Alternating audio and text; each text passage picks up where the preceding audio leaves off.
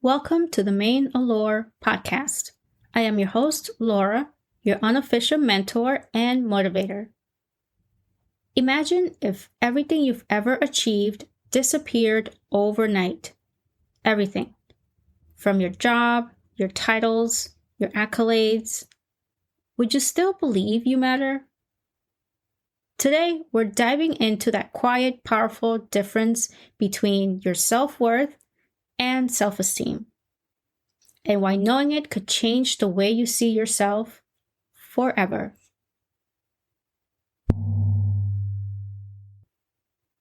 There was once a young lady named Maya who lived in a small town. Now, she loved to decorate her home, so changing the curtains, adding new rugs, painting the walls, rearranging furniture. We know how we get when we try to rearrange furniture. So everything she needed to make it feel like home, she tried.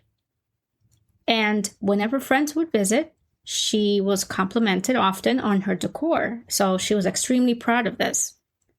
But if there were ever someone who would criticize her, maybe they'll say, "Hey, Maya, those curtains look a little, they don't match the decor. What's going on here?" Well, of course, Maya would feel crushed, like her home just wasn't good enough. One day, there was a storm that was rolling in, and these heavy winds tore through the town. So many houses lost their shingles, the paint was peeled, windows were cracked. But somehow, Maya's home stood firm.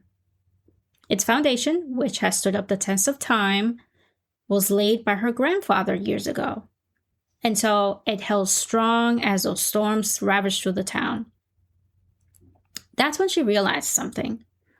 All of the decor, the paint, the rugs, the furniture, even other people's opinions could come and go. But it was that solid foundation that truly mattered. And that was her self-worth. Everything else, just her ever-changing self-esteem. And self-worth is like that foundation of a house. It's solid, it's stable, and exists no matter what, no matter the furniture or decorations that you put inside. On the other hand, your self-esteem is like that decor. Those curtains that people may not like sometimes. It could change based on the trends, the weather, or what other people think looks good. But it all rests on that unshakable foundation. So regardless of what people think of your decor, without the foundation, that decor doesn't matter much. So self-worth is that deep, unconditional belief that you are valuable and deserving of love and respect simply because you exist. It is intrinsic, and it doesn't depend on your achievements, your status, how others view you. But self-esteem, on the other hand, is more extrinsic. It's more conditional. And it is how you evaluate yourself based on your abilities, your accomplishments, and how you compare yourself to others. So this is when the opinions of other people tend to have a bigger effect on us. It can fluctuate depending on your success, the feedback that you get, how other people perceive you, how you perceive yourself and your failures. Think of it this way. Self-worth is who you are. Self-esteem is how you feel about what you do.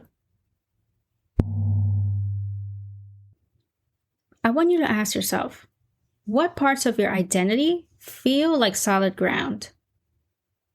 The parts that are unshakable, even when life gets messy, and what parts feel more like your decor, easily influenced by other people or circumstances. Now, where does your self-worth come from? Well, your childhood plays a profound and foundational role in shaping your sense of self-worth, which is the belief that you have inherent value and are worthy of love and belonging. And this is because as children, we are highly dependent on the people who take care of us. And so we internalize those perceptions of us. We internalize the way they perceive us.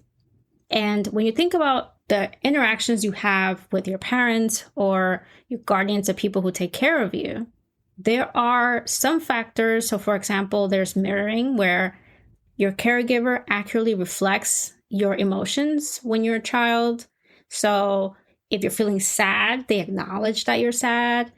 If you are scared or uncertain, they recognize it and, they soothe that feeling. They help you cope and nurture you.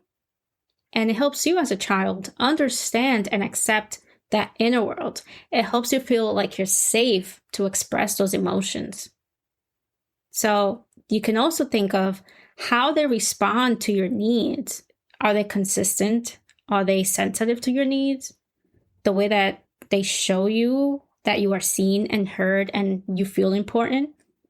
Do you often get that sense of validation where you're acknowledged or your feelings, your efforts, your accomplishments are acknowledged even when you make mistakes? It does teach you that your experiences are valid and that you are indeed capable, regardless of the outcome. And so when you have a lack of this, you often feel like there's not enough mirroring, like there's no validation, that it's limited. The ability to self-assess can be stunted or damaged, which can oftentimes hurt your self-esteem. And as a result, you end up internalizing these feelings of not being good enough or not being worthy, or that your feelings don't matter. Let's dig a little deeper into the different parenting styles and how that could have an impact on our self-worth. And the first one is authoritative parenting, which means that you can have a parent who is absolutely warm and affectionate, but they're also very demanding. It's a parent that absolutely, they give you the world. They're just as loving, but they're also as the parents are like, I love you, I care for you, I would do anything for you. But at the same time, you need to make sure that you're doing everything that you need to do. And this style is often provides clear communication. It has that sense of balance between reasonable expectations and support. So this is usually the ideal form of parenting because as a child, you get to see both sides. There's never a one side of the spectrum where you're just too demanding and no love, which is what the next one is. It's that authoritarian parenting where you're probably a little bit cold as a parent, but you're also very demanding and strict. Children in this environment tend to be more obedient, but they're also lack in social competence and self-esteem. They often struggle with expressing their emotions because of the lack of responsiveness. So that could also have an effect on their sense of self-worth. When you think of permissive parenting, it's the opposite of this, where the parent is absolutely warm and caring, but they don't have any boundaries when it comes to setting discipline and expectations for their children. And a good example of this is when and we all seen this, when you go to a restaurant and the parent is just, they love, they adore, they, they're on their children, but then the children are running around like the Tasmanian devil all over the place. The parents absolutely love them, but they don't set those boundaries early and often enough. So that often creates a sense of entitlement in your children because they feel like, well, my mom doesn't have a problem with me. My dad doesn't. They're totally fine with how I am. So anyone else outside of that is probably wrong, right? If my parents are okay with it, who are you to tell me that I'm wrong? So that's that permissive parenting. Then, of course, the last one is the one who is probably the worst because there's that uninvolved, neglectful parenting, which means that they literally don't exist. They might as well live by themselves. And this is when the parents are they're not loving, they're not involved in any way. And usually you see this in abusive families who have neglected the children. Maybe the parents are never home, or the parents deal with addictions of some sort. So they're not really worried about their children in any way. They live in the same roof and that's about it. So I want you to think about how these factors can affect the way that you associate your value to your self-worth. And in essence, your childhood environment provides the initial template for your self-worth. So the messages that you receive, the way your needs are met or not, and the relationships you form with primary caregivers and parents contribute to that fundamental belief about yourself. So while these early experiences are incredibly powerful, it is important to remember that self-worth can be rebuilt, strengthened in adulthood through self-awareness and reflection and therapy and self-compassion, and by building healthier relationships. According to the American Psychological Association, studies show a bidirectional relationship between your self-esteem and relationship quality. So if you have a high self-esteem, you tend to lead to a better relationship quality and being in a healthy, satisfying relationship, which can also positively influence your self-esteem. Now, if you are an individual or someone who deals with low self-esteem, you're often a little bit shy, a little bit more anxious in the way that you deal with your emotions. You struggle with regulating those emotions, you're self-conscious, and you have a greater need for affiliation, which can impact your dating behaviors. Self-worth acts like an internal compass that guides your relationship decisions. A strong, healthy sense of self-worth empowers you to seek out and maintain relationships that are respectful, supportive, mutually fulfilling. A low sense of self-worth can lead to patterns of choosing partners who reinforce those negative beliefs and can contribute to unhealthy relationship dynamics. Now, going back to the concept of your self-worth being your home, when you fail to take care of your home, whether it is, you see a window that's a little cracked, or maybe there's a little leak on the roof, or a part of your siding needs updating, you're always putting off those repairs because it's not a big deal. I could fix it. I'm going to fix it eventually. No worries. And then one day a hurricane comes along. You completely forgot to make those repairs. And now you have a hole on the roof. The wind blew out the window. Your house is flooding. Always follow the advice of John F. Kennedy, who once said, "The time to repair the roof is when the sun is shining." Meaning never put off taking action on what matters during the good times, because when the trouble does come knocking at your door, it will be so much harder to maintain that stable foundation. Here are 5 impactful steps that you can take to improve your sense of self-worth. And the first one is to challenge negative self-talk. I want you to be aware of this inner critic, that voice that is constantly telling you that you're not good enough, that you need to be much, much better than where you are now. I want you to replace those harsh thoughts with more balanced, compassionate ones that can rewire how you see yourself over time. We are often our own worst critics, and we are usually the first ones to start to imagine or perceive ourselves as failures because we're so afraid to be ourselves oftentimes. And so we start to believe these negative thoughts that are often not true, that we are unworthy. And sometimes when you think about it, a lot of these thoughts come from those earlier times when you were younger, and you just carry them on through the years. This rewiring will help you set the tone, will help you set that baseline that you so much need, so that you don't think that you're unworthy. It doesn't matter how successful I am, how fit, how strong, how healthy, how funny. Again, remember, these are standards that are set by someone, but you have to set your own standard first. And you have to be happy with who you are, no matter what. This is your foundation, and this is the baseline that you have to set beginning today, so that no matter what happens, no matter how many storms come through, your foundation is going to always be stable, unfazed. The second is setting and honoring your personal boundaries. And your self-worth is going to grow as you start to set those boundaries, as you start to say, no, I don't really believe that. No, I don't really care for this. No, this doesn't feel right. Setting those boundaries is going to elevate your self-worth. And over time, this will be a no-brainer. And after that, you're going to learn to say yes only to what aligns with your values and your beliefs.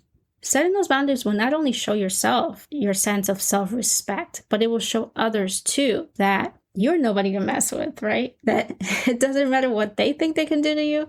It won't matter because you will be setting those boundaries strong. And no matter what they do, you always have that power of saying no. The third is to celebrate your accomplishments. Celebrate your wins.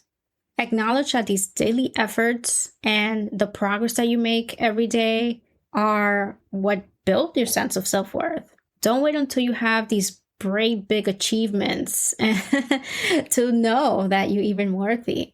It doesn't matter. You could celebrate your little small wins because those little wins are going to show you that you are someone who is constantly improving, constantly showing up for yourself.